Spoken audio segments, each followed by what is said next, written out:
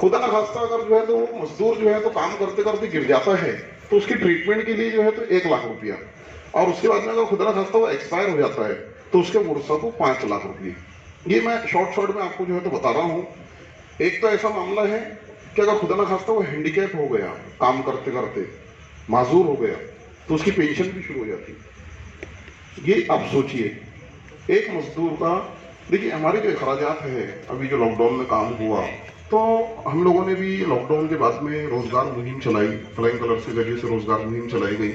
लेकिन मुझे 1 महीने के अंदर ये महसूस हुआ कि अगर हम लोग जो है तो हमारी सोच को इस तरफ ले चले जाए तो ये जो कम्युनिटी का हम आपस में जो है तो जो डोनेशन लोगों से लेकर काम करते हैं, तो अगर गवर्नमेंट से पैसा आ जाए तो दिल को बहुत अच्छा लगता है, क्योंकि हम भी गवर्नमेंट को बहुत कुछ देते हैं।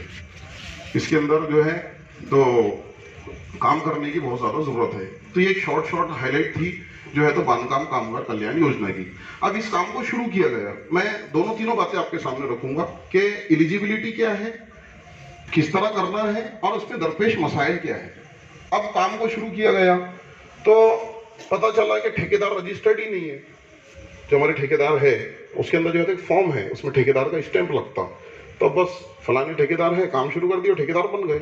उन्होंने 95% हमारी कम्युनिटी के अंदर ठेकेदार रजिस्टर्ड नहीं है। हम ढूंढ रहे हैं रजिस्टर्ड कितने कहाँ है, तो मतलब बहुत मुश्किल से मिल रहे हैं हमको। तो एक मसला ये आया कि ठेकेदारों का जो है तो रजिस्ट्रेशन नहीं है। फिर हमने पता किया, अकरम भाई जो ठेकेदार विंग के खदान के रफीक अंकल पहचानते होंगे, अध्यक्ष है, मैंने उनको ही बुलाया था, अगर कहीं हो तो इधर आ जाए जरा थोड़ा, अकरम भाई ठेकेदार। तो उनसे बात हुई तो बोले कि ठेकेदारों का रजिस्ट्रेशन करना भी एकदम आसान है। जो कामगार आयुक्त का जो है ऑफिस है जो वॉरक्शन रोड पर, वहाँ पर ठेकेदार का एक जिस जगह वो काम करता है तो वहाँ का एक सैंक्शन मैप, उसके अंडर में कितने मजदूर काम कर रहे हैं, उनकी डिटेल्स, उसके बाद में उसका आधार कार्ड, पैन कार्ड, ये सारी चीज़ें जो है तो अगर से हो जाए तो 1000 रुपये से भी कम में जो है तो ठेकेदार रजिस्टर्ड हो जाता है। तो अब हमको यहाँ से ये चीज़ ले जाना है, करना क्या है, हमको एक योजना के बारे में बात चल रही है कि हमको यहाँ जितने मजदूर आए हैं उसको हम जो है तो उसके लिए एलिजिबल बना रहे हैं। तो मैं तमाम ठेकेदारों से ये रिक्वेस्ट करता हूँ कि वो जो है तो अपने अपने रजिस्ट्रेशन करवा दें। अगर आपको प्रोसेस पता है तो आप कर लें, अगर नहीं पता है तो हमसे कांटेक्ट करें, अकरम भाई से कांटेक्ट करें। हमारे जितने सारे लोग हैं यहाँ मौजूद जो मुझसे ज़्यादा इल्म रखते हैं, असल में मेरा यहाँ पे खड़े रहना थोड़ा सा मुझे ये लगा कि ये तो चिराग के सामने दिया जलाना है, क्योंकि माशाल्लाह इतने सारे हमारे पॉलिटिकल लीडर्स जो काम को जानते हैं उनके सामने मुझे कुछ बोलना ये मुझे मुनासिब भी नहीं लग रहा है, लेकिन चूंकि एक जिम्मेदारी है। तो बहरहाल आप लोग जो है तो सबसे पहले जो है तो अपना रजिस्ट्रेशन करवा लें। आप लोग रजिस्ट्रेशन करवाते हैं। दूसरी चीज़, जो मजदूर लोग हैं उनको आप ये बताएं, इसके फायदे बताएं। ये पॉम्पलेट जो है तो अब्दुल राजीब भाई से लेकर जाए, हमसे लेकर जाए, और आपके यहाँ पे जितने मजदूर हैं, अगर एक एक ठेकेदार के अंडर में 25-25 मजदूर है तो काफ़ी रजिस्ट्रेशन इसके आसानी से हो सकते हैं। आपका जो शनिचर का दिन रहता है जब आप पेमेंट देते हैं उनको आप बुला लीजिए, उनके सारे डॉक्यूमेंट्स जो है तो कलेक्ट कर लीजिए, हमारे सेंटर पे सबको ला लीजिए, हम जो है तो इंशाल्लाह आपको उसका रजिस्ट्रेशन, और ये जो मामला है तो अपने ही ठेकेदारों को रजिस्टर्ड करवाना है। और जो है तो वो ठेकेदार जो रजिस्टर्ड हो गए हैं उनको अपने अंडर में काम करने वाले मजदूरों की फिक्र खुद करना है। आपको खुद आना है हमारे पास कि भाई हमारे पास में 50 मजदूर हैं, ये 50 के डॉक्यूमेंट्स बताइए, हम इंशाल्लाह आपकी साइट पर भी आएंगे लगे तो, और आपके पूरे डॉक्यूमेंट्स कलेक्ट करके इंशाल्लाह हम इस काम को करेंगे। तो ये हो गया एक बांधकाम कामगार कल्याण योजना।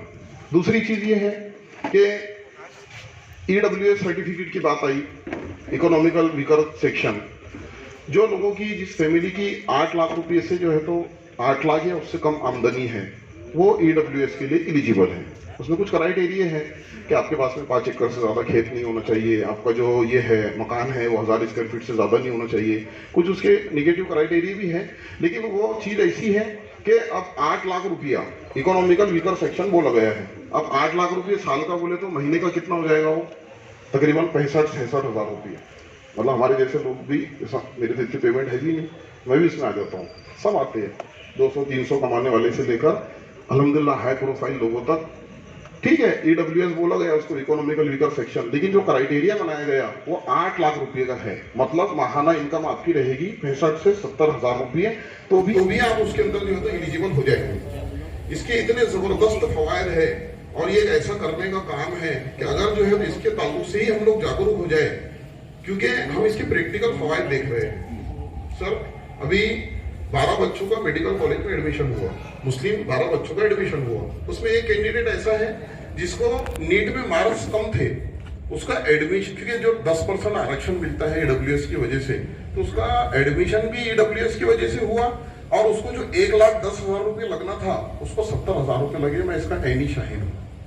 डॉक्टर जीशान साहब इसके ऐनी शाहिद है, जवाहर हुसैन सर यहाँ मौजूद नहीं है, वो उसके ऐनी शाहिद है। वो बच्चा हमारे पास आया था, गरीब घर का बच्चा है, उसके पास में 70,000 रुपये भरने के लिए नहीं थे, तो एक ईडब्ल्यूएस ने एक कैंडिडेट की कितने बचाया, 40,000। उसके बाद ये तो एक पैसों की बात हो गई, लेकिन उसका जब सिलेक्शन हुआ वो भी ईडब्ल्यूएस की बुनियाद पर हुआ। मतलब अगर वो ईडब्ल्यूएस नहीं होता तो उतने मार्क्स में उसका सिलेक्शन नहीं हो सकता।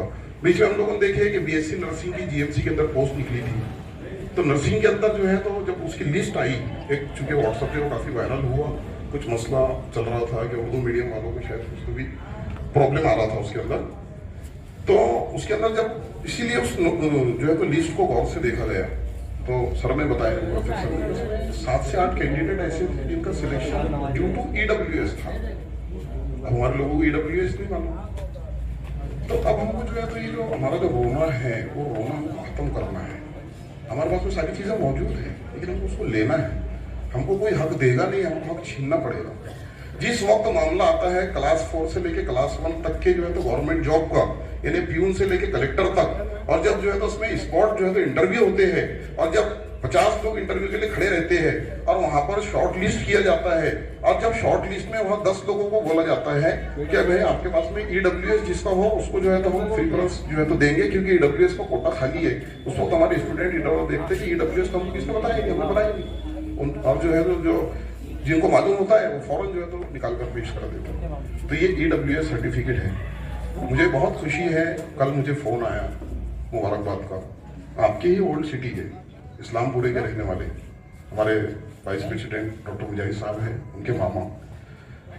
देखिए मैं आपको जो लाइव हो रहा है वो बता रहा हूँ मैं आपको। डीवाई पाटिल एमबीए कॉलेज के अंदर उनके बच्चे का जो है तो एमबीए में एडमिशन हुआ, उनका कल ही वो पुणे से लौटे हैं।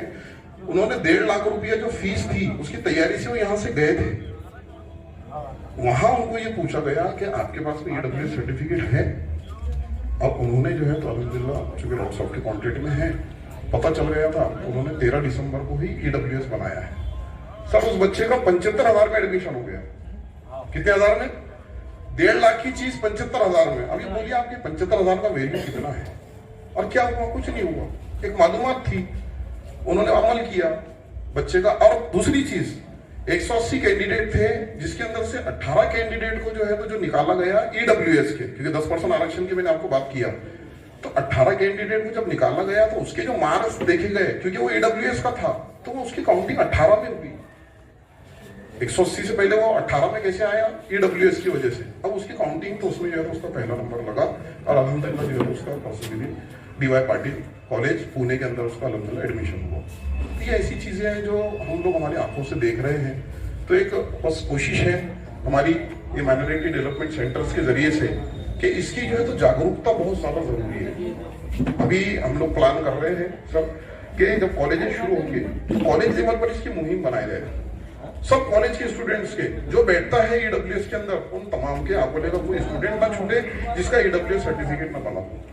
तो इंशाल्लाह ये, चूंकि मैं इसलिए बोल रहा हूँ कि यहाँ पर हमारे बहुत ही रिस्पेक्टेड सोशल एनजीओस के जिम्मेदारान, मुझे बड़ा फख्र है आप बोलेंगे एनजीओस पर। हमारे शहजाद अनवर साहब बैठे हैं, एमपी जी के हैं, वकार भाई बैठे हैं, यहाँ मुन्ना भाई बैठे हैं, और बहुत सारे एनजीओस के, मैं सबके नाम नहीं जानता हूँ। ये बहुत अच्छा काम जो है तो अल्हम्दुलिल्लाह हमारे आंखों के एनजीओस ने जो रोल मॉडल पेश किया है, लॉकडाउन के पहले भी लॉकडाउन के बाद में भी हमेशा से, तो अल्हम्दुलिल्लाह बहुत अच्छा काम करते हैं। सिर्फ ये जो है तो सिस्टम है, और हम ये कह रहे हैं कि आप जो है तो काम अपने अपने बैनर से कीजिए, आपको सिर्फ जो है तो एक सिस्टम में आना है। हमारे पास में कई एप्लीकेशंस आई कि हम लोग जो है तो टाकली में फ्लाइंग कलर की ब्रांच ओपन कर लेते, हथरून में कर लेते। हमने बोले नहीं, हमारा मकसद जो है तो कोई तंजीम को बढ़ावा देना नहीं है, हमको जो है तो जो जोड़ना है लोगों को एक काम पर जोड़ना है, नाम पर नहीं जोड़ना है। तो हमने उनसे कहा कि आप आपके ही एनजीओ के बैनर से कीजिए, आपके ही नाम से कीजिए, तरतीब हम देते हैं। क्योंकि बड़ा मसला है ये, लोग आजकल जो है तो नाम के लिए भी जैसा जोड़ रहे हैं, काम से उनको मतलब नहीं, सिर्फ नाम के लिए जोड़ते हैं। हमको नाम के लिए नहीं जोड़ना है, एक काम के लिए जोड़ना है, एक काम के लिए जुड़ना है और अपने अपने एनजीओ से करना है। हमने मोमिनपुरे में फ्लाइंग कलर्स के बैनर से एमडीसी शुरू किए, अकोटफेल में जौहर माइनॉरिटी वेलफेयर सोसाइटी से शुरू हुआ, पातुर के अंदर कोई और सोसाइटी से शुरू हो रहा है, आपके यहाँ पे भी इंशाल्लाह शुरू हो जाएगा। तो कहने का मतलब यह है कि आप लोगों को सोशल एनजीओ भी चूंकि मेरे सामने है तो मैं उनको भी नजर रखते हुए जो है तो बात कर रहा हूँ। इसी के साथ में तो ये हो गया आपका ईडब्ल्यूएस के जो है तो जो फवायद मैंने आपको बताया कि एडमिशंस में भी आपको फायदा रहेगा। उसके बाद में जो है तो जो गवर्नमेंट जॉब्स हैं क्लास 4 से लेके क्लास 1 तक, उसमें भी जो है तो 10% रिजर्वेशन है।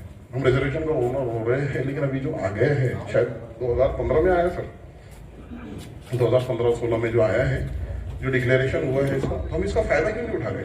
तो हमको जो है तो अब रोना बंद करना है, हमको जो है तो जो चीजें आ गई है उसको लोगों को जागरूक करना है और उसका फायदा उठाना है। ये हो गई दो बातें। इसी के साथ साथ जो है तो PSSY, प्रधानमंत्री शादी शगुन योजना, प्रधानमंत्री शादी शगुन योजना। अब ये क्या चक्कर है? ये है शादी शगुन योजना ओनली फॉर माइनॉरिटीज, कि ये क्राइटेरिया बनाया गया कि माइनॉरिटीज के स्टूडेंट्स को जो है तो पढ़ाई के लिए इंकरेज किया जाए। तो जो बच्चियां पढ़ाई ग्रेजुएट लेवल की करेगी, उनकी जब शादी होगी तो उनको जो है तो 51,000 रुपये गवर्नमेंट देगी। क्या कहा? क्राइटेरिया क्या है इसका? कि भाई माइनॉरिटीज का जो पिछड़ा तबका है वो जो है तो पढ़ाई, उनकी एजुकेशन को प्रमोट करने के लिए, ये मोटो है गवर्नमेंट के सामने, इसलिए बनाया गया। तो उसको जो है तो करने के लिए उनको 18 साल की जाहिर सी बात है उम्र उसकी ज्यादा हो जाएगी उसकी, और वो ग्रेजुएट होगी। अब उसके अंदर एक पक लगा दिया गया कि जिसको शादी शगुन योजना मिलेगी उसको जो है तो उसने उसकी पढ़ाई के अंदर बेगम हजरत महल स्कॉलरशिप जो होती है वो भी उसने उसका फायदा उठाया हुआ होना चाहिए। अब हमारे स्टूडेंट को बेगम हजरत महल ही नहीं मालूम, तो फिर शादी शगुन योजना में कैसे बैठेंगे? तो बेगम हजरत महल जो है तो एक स्कॉलरशिप है जो बच्चियों के लिए होती है और माइनॉरिटीज की बच्चियों के लिए होती है। तो बेगम हजरत महल, अभी उसकी 31 दिसंबर आखिरी तारीख थी, बेगम हजरत महल स्कॉलरशिप आती रहती है। ये MDC के जरिए से एक ऐसा सिस्टम है, ये 300 से ज्यादा एनजीओ जुड़ने के बाद में एक सर्च इंजन है, इसको कुछ भी डालो निकाल लो। 300 से ज्यादा जब एनजीओ जुड़ी हुई है फौरन सब बातें जो है तो सोशल मीडिया का दौर है, पता चल जाती है। तो 31 दिसंबर इसकी आखिरी डेट थी। बेगम हजरत महल स्कॉलरशिप जो है तो हमारे बच्चों को भरवाना है, जो उसके क्राइटेरिया में बैठते हैं, जाहिर सी बात है उन्हीं का भरा जाएगा। और उसके बाद में जो है तो वो शादी शगुन योजना के लिए भी वो एलिजिबल हो जाते हैं। अब इसके बाद में जो है तो ये 3 स्कीम्स मैंने आपके सामने बताया हूँ। इसके बाद में जो स्कॉलरशिप्स है, हमारे जहन में जो स्कॉलरशिप है मौलाना आजाद की बात जब होती है तो अभी ऐसी ऐसी स्कॉलरशिप्स आ गई हैं। विद्या लक्ष्मी पोर्टल है, विद्या लक्ष्मी पोर्टल। उसके बाद में सेंट्रल स्कीम इंटरेस्ट सब्सिडी। उसके बाद में प्रदेश पढ़ो योजना, प्रदेश पढ़ो योजना। गवर्नमेंट ने ये कहा है कि जो हमारे बच्चे इंडिया के टेक्निकल और मेडिकल कोर्सेज के लिए फॉरेन जाएंगे उनको 20 लाख रुपए तक के एजुकेशनल लोन मिलेगा। कितने रुपए तक? अब इसमें एक मजे की बात है, 20 लाख रुपए तक की एजुकेशनल लोन मिलेगा और जो उसमें माइनॉरिटी के स्टूडेंट्स हैं उनको 4 लाख तक के उसके ऊपर लगने वाला इंटरेस्ट फ्री रहेगा। यानी गवर्नमेंट सब्सिडी दे रही है उसके अंदर। जैसे आपने 15 लाख का लोन उठाए, 4 लाख का इंटरेस्ट लग रहा, तो 4 लाख आपको पे नहीं करना है। तो 4 लाख कौन पे करेगा? गवर्नमेंट पे करेगी, ओनली फॉर माइनॉरिटीज। एमफिल कर रहे हैं आप, इंजीनियरिंग कर रहे हैं, MBBS कर रहे हैं, प्रदेश पढ़ो योजना, तो उसके अंदर जो है तो इसकी बाकायदा वेबसाइट है। जब उसके एडमिशन शुरू होते हैं तो उसके अंदर जो है तो उसकी वेबसाइट को ओपन किया जाता और उसके रजिस्ट्रेशन किए जाते हैं। तो ये एक बहुत बड़ी जो है तो स्कीम है। इसी तरह डोमेस्टिक के अंदर 10 से 15 लाख रुपए जो है तो मिलते हैं। एक जो है तो 15% फिक्स कर दिया गया है। जितने भी बैंक्स हैं तो उनको माइनॉरिटीज को लोन देना है। हमारे लोग जो है तो परेशान होते हैं कि हमको जो है तो लोन नहीं मिल रहा है, तो GR है। अल्लाह ताला हमारे MMNF Maharashtra minority NGO forum के जो स्टेट प्रेसिडेंट है जाकिर शेकलकर साहब, अल्लाह उनको खूब जज़ाए खैर अता फरमाए। एक साधारण इंसान है, गांव का रहने वाला, पुणे सिटी के गांव के रहने वाला, डिस्ट्रिक्ट के। उन्होंने 2 साल से, वो तो पहले से काम करते हैं, जब से इसमें जो है तो एनजीओ को जब उन्होंने जोड़ा है तो उनके पास में अभी ऐसी पोजीशन हो गई है कि हर चीज का एक्सपर्ट उनके पास में मौजूद है। जैसे अगर आपको एजुकेशनल लोन पे बात करना है तो एजुकेशनल लोन की जो है तो पूरी तरतीब बताने के लिए टीम मौजूद है। आप एक वेबिनार अरेंज करो और उनसे जो है तो सारी चीजें पूछ लो। तो ये हो गया एजुकेशनल लोन। ऐसी जो है तो माइनॉरिटीज की स्कीम्स, ऐसी जो है तो बहुत सारी स्कीम्स है जिसको जो है तो हमको उसको ये करना है, मतलब लोगों को बताना भी है। मैं इतना मतलब आपको ज़्यादा डिटेल में इसलिए नहीं बता पा रहा हूँ कि सब लोग बैठे भी है, इसको बहुत टाइम लगेगा। बोलने का मकसद ये है कि इतनी सारी स्कीम्स है, इतना लाखों करोड़ों रुपया आया हुआ है। अब एक जो स्कीम है आत्मनिर्भर योजना, उसको समन विधि स्कीम भी बोलते हैं, कुछ लोग जानते भी होंगे। अभी कोरोना था, लॉकडाउन लगा था, लॉकडाउन ओपन होने के बाद में बहुत से लोग जो है तो बेरोजगार हो गए। मेरी रफीक अंकल से उस दिन बात भी हुई इस ताल्लुक से कि जो लोग बेरोजगार हो गए, तो अब गवर्नमेंट ने क्या की, गवर्नमेंट ने ये की कि इनको रोजगार से डबल बहाल करने के लिए 10-10 हजार रुपये जो है तो उनके अकाउंट में आएंगे। कैसे आएंगे? ऐसे आएंगे कि जो हॉकर्स होते हैं और स्ट्रीट वेंडर्स होते हैं, जो रास्ते पर गाड़ियां लगाते हैं, स्वेटर बेच रहे हैं, सब्जी बेच रहे हैं, मैकेनिक भी है रास्ते पे, जितने लोगों की रास्ते पे जो है तो गाड़ियां लगती है, महानगर पालिका उनसे जो है तो उसका टैक्स देती है। 15-20 रुपए की पावती बनाते हैं, है ना। बस वो 15-20 रुपए की पावती, उसका आधार कार्ड, उसका पैन कार्ड वो है, उसके बाद में उसकी वेबसाइट है और सारे काम आप ऑनलाइन हो गए हैं। जो मतलब कोई मसला नहीं है, जैसा कोई आपको ऐसा नहीं बोल सकता क्योंकि ऑनलाइन है। और अल्हम्दुलिल्लाह ऑनलाइन करके देने के लिए ही, लोगों को बताने के लिए ही ये एमडीसीज का सेंटर्स का कयाम किया जा रहा है। वहाँ टेक्निकल बंदा बिठाया जाता, उसको पूरी ऊपर से गाइडलाइन आती है, कौन से वेबसाइट पे जाना है, कैसे फॉर्म भरना है, कौन से डॉक्यूमेंट जोड़ना है। ये काम जो है तो हमारी एमडीसीज जो है तो करके देंगी, इंशाल्लाह दे रही है। तो ये आपको जो है तो वो लगा लेना है। और उसके बाद में जो है तो वो क्या करते हैं, फिर आपने जब उसको ये कर दिया तो उसके बाद में साइट विजिट होती है। महानगर पालिका के जोन के जो है तो ऑफिसर उसकी साइट विजिट के लिए किसी को भेजते हैं और समझो यहाँ पे बंदा है, उसकी गाड़ी लगी हुई है, केला बेच रहा है, उसकी फोटो लेते हैं, फोटो लेके चले जाते हैं। फोटो लेके चले गए तो ठीक है भाई, बंदा सही है। बस इतना छोटा सा प्रोसेस है और उसको फिर जो है तो पुटअप किया जाता, मेन ऑफिस में हो जाता है और वो अप्रूव्ड होते हैं। तो 10,000 रुपये जो है तो इसके अंदर लोगों को जो है तो आ रहे हैं। अकोला में भी मैंने मालूम किया, अल्हम्दुलिल्लाह कुछ लोगों को आए हैं।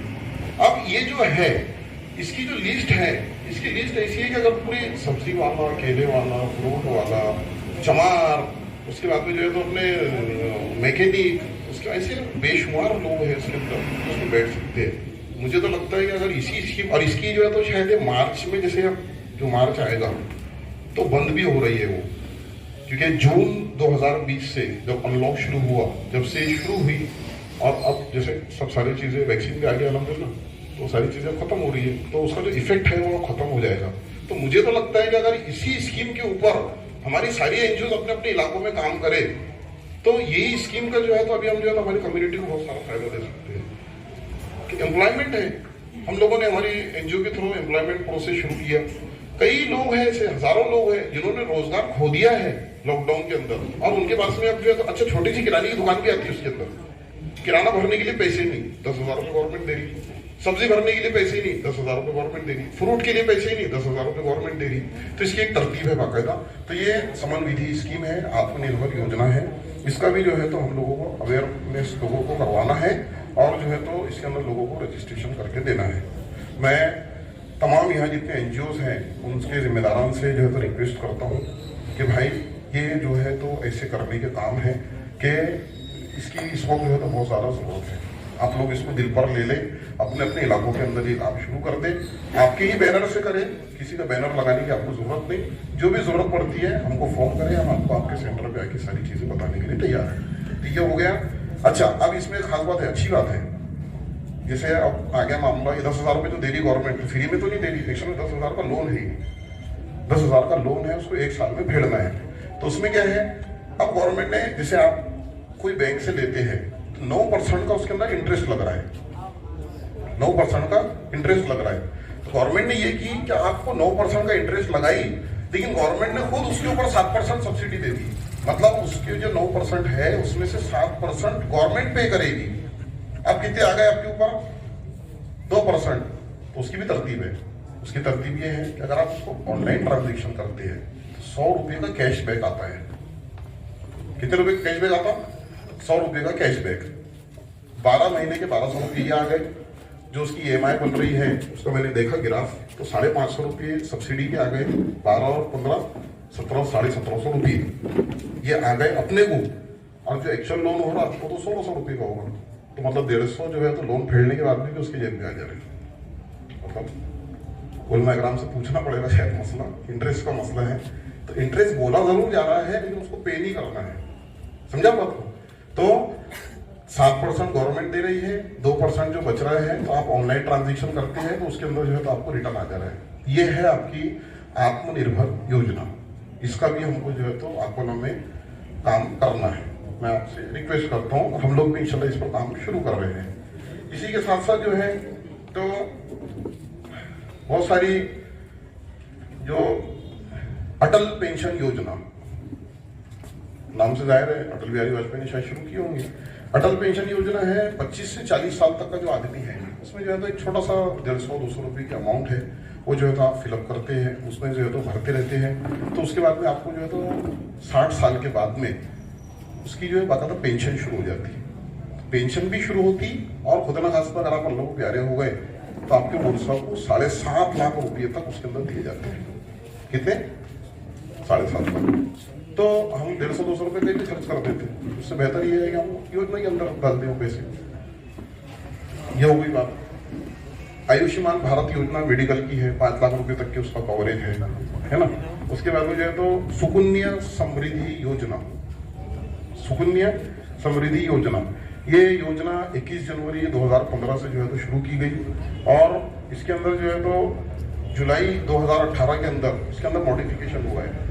इसकी तरतीब ऐसी है, इसकी भी डिटेल्स है, मैं अपनी बात को सिमट रहा हूँ कि इसकी तरतीब ऐसी है कि जो है तो अगर आप उसके अंदर बच्चों को 10 साल से कम लड़कियां जो है उनकी जो है तो आपको उसके अंदर जो है तो बाकायदा मंथली पेमेंट भरना है। पहले 1000 रुपये में उसका अकाउंट ओपन होता था, अब जो जुलाई 2018 के अंदर मॉडिफिकेशन किया गया है तो 250 रुपये में उसका अकाउंट ओपन हो जा रहा है। अब वो अकाउंट ओपन होने के बाद में उसके फिर आगे बहुत सारे मराहिल हैं, उसके अंदर भी रकम जो है तो बच्ची की जब शादी का टाइम आता है 21 साल का जब टाइम आता है तो उसको जो है तो उसको अवेल किया जा सकता है। बहरहाल कहने का मतलब ये है कि ये योजना का एक अजब गरीब जो है तो मामला है जो मुझे भी 1 महीने पहले पता चला। मैं भी यहाँ के लोगों में का रहने वाला हूँ। अब सिर्फ जो है तो बात ये है कि जब ये बात हम तक आ गई है, अल्लाह इस चीज़ का जरिया बनाता है, तो हमको जो है तो अब इसको संजीदगी से लेना है और इसकी पूरी तरतीब को समझकर हमारे यहाँ पे अल्हम्दुलिल्लाह कायदीन पॉलिटिकल लीडर्स भी बैठे हैं। मैं तमाम से भी रिक्वेस्ट करता हूँ कि अपने अपने इलाकों के अंदर इस काम को जो है तो शुरू करवाएं। अल्लाह ताला हम तमाम को कई सुनी बातों से ज़्यादा अमल करने की तौफीक अता फरमाएं। शुक्रिया। वाक़िअ दावाना बहुत बहुत शुक्रिया डॉक्टर ज़ुबैर नदीम साहब, आपने बड़े ही तफसील से गवर्नमेंट की बहुत सारी स्कीम्स और योजनाओं का जो है तो हम सब लोगों के सामने उसका तारुफ पेश किया। वाकई बहुत सारी ऐसी स्कीम्स हैं जिसका फ़ायदा हमारा गरीब तबका, मजदूर तबका उठा सकता है, लेकिन चूँकि बेदारी नहीं है और अवेयरनेस नहीं है और इल्म का फुकदान है, इसी की वजह से जो है तो ये सारे फ़वाइद जो हम उठा नहीं पा रहे हैं। लिहाजा अब एक तरकीब देने की ज़रूरत है। हम सब लोगों को आपस में मोहल्ला वाइज शहर और हम सब लोगों को मिल बैठ करके इसी काम को आगे बढ़ाने की, सब लोगों तक ये पहुंचाने की ज़रूरत है।